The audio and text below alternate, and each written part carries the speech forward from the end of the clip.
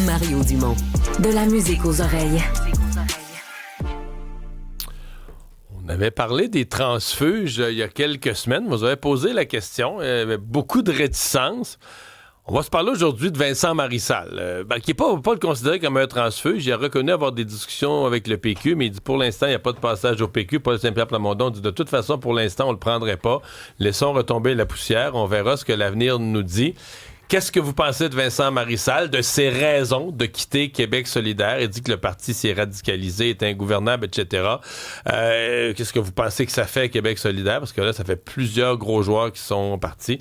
Alors, est-ce que vous appuyez la démarche de Vincent Marissal? Vous ne l'appuyez pas? Est-ce que vous aimeriez le voir passer au PQ ou vous ne voulez pas le voir là?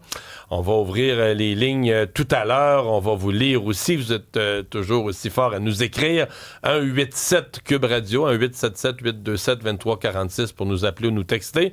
Ou encore mario@cube.ca. Donc, on va parler du cas Marissal. Une autre, c'est vraiment la semaine des crises dans les partis politiques.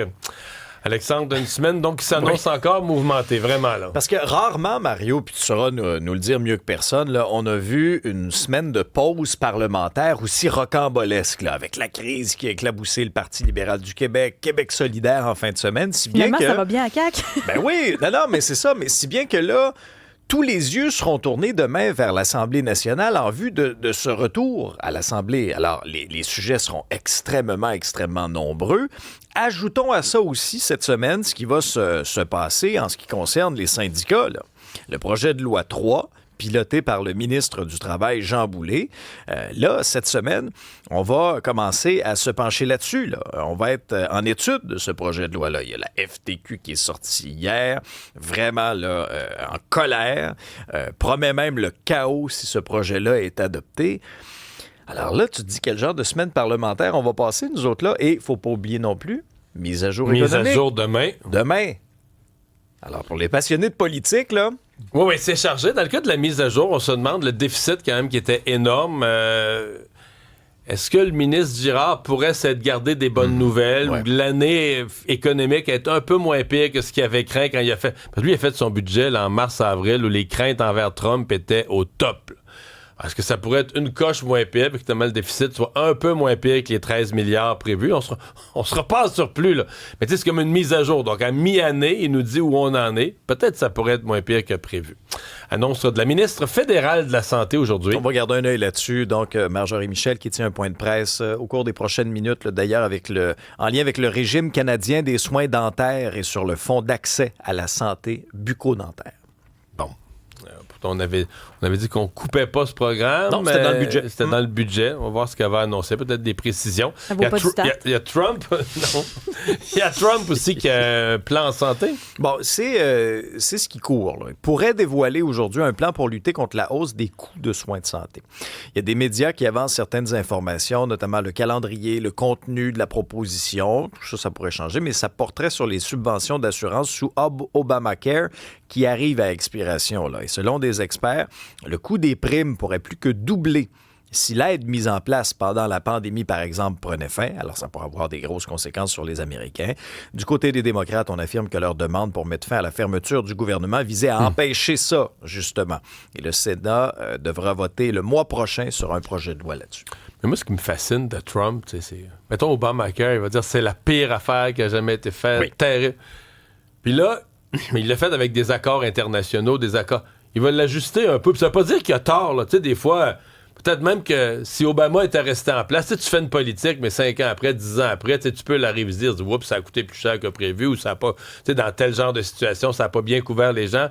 Mais Trump, lui, quand il va dire c'est la pire chose au monde. It's a disaster. Puis là, il l'ajuste un petit peu. Ah, puis là, c'est correct. Merveilleux. Tu passes de la pire chose au monde à la meilleure qui a jamais été faite. Ben, des fois, hein, 2-3 petits détails, Mario, ça fait toute la différence. Parce que techniquement, c'est si épouvantable que ça. Faudrait que tu le défasses au complet. Tu comprends? Si c'est une catastrophe, faut que tu le défasses au complet. Mais lui, il l'ajuste un petit peu. Puis, C'est rendu correct, c'est rendu une chose extraordinaire. Et les pourparlers se poursuivent concernant ce peut-être possible plan de paix en Ukraine. Oui, ça s'est produit aussi en fin de semaine. On continue ça ce matin. D'ailleurs, le président ukrainien Volodymyr Zelensky a salué ce matin les avancées dans les discussions, mais il reste encore énormément de chemin à faire.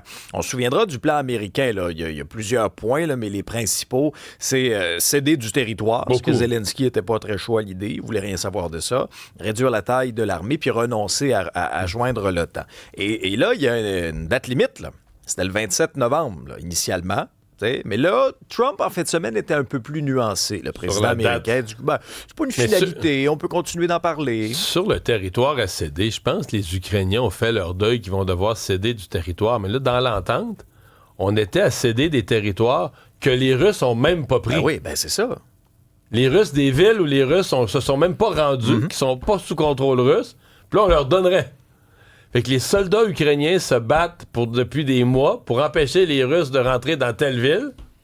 Puis là, on leur donnerait. Alors, c'est particulier. Ça rebondit au G20 en fin de semaine. Plusieurs pays, dont le Canada, qui ont émis des grosses réserves.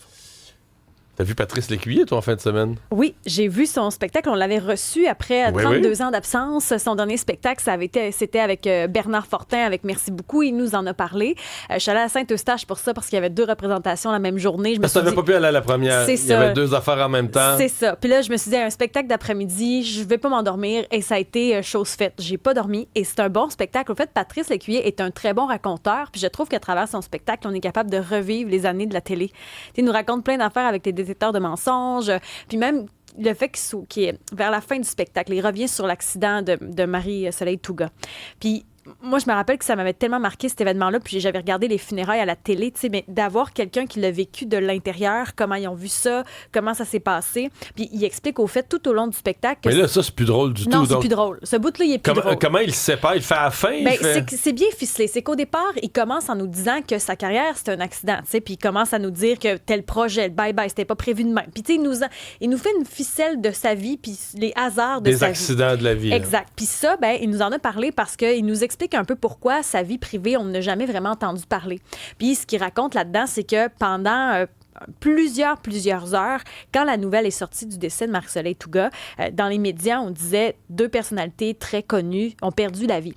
Puis pendant plusieurs heures, les gens pensaient que c'était lui. Ah oui, la deuxième victime. Oui, okay, donc pendant un bon bout, quand il n'y avait pas de détails, on ne savait pas, il y a des gens très proches de lui qui ont pensé qu'il était décédé. Puis ça, il s'est dit, OK, tout ce qu'on peut dire, il peut avoir un impact sur les gens que j'aime autour, donc c'est refermé. Puis on n'a pas appris ensuite rien de la vie privée de Patrice Lécuyer. Mais donc, il réussit du drôle au triste, il revient au drôle, puis ça marche. Puis on nous garde pas longtemps dans la zone. T'sais, même quand il raconte, là, c'est perturbant parce qu'on se rappelle de l'époque, mais sinon, ça reste rigolo, on sourit, on rit pas aux larmes non plus. Mais ce qui est intéressant, c'est qu'il est un bon raconteur. Je trouve qu'il joue bien avec les projections derrière, puis ça nous fait sourire parce qu'on se rappelle de certaines affaires qu'on avait oubliées. La réaction dans la salle était bonne aussi. Oui. Je trouve que c'est un bon divertissement. Il y a une belle façon de raconter les choses. Puis il est en spectacle à Brossard, mardi, mercredi, puis bien sûr un peu partout à travers le Québec. Et Chantal Lamarre, de nouvelles dates? 32 nouvelles dates.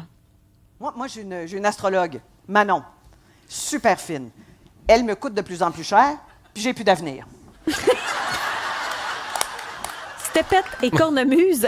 On sait qu'elle est en rodage depuis un bon moment déjà, mais il y a une première dite médiatique en 2026 au Théâtre Outremont. Déjà 32 dates, c'est fou, là. Météo, c'est une semaine mi-figue, mi-raisin.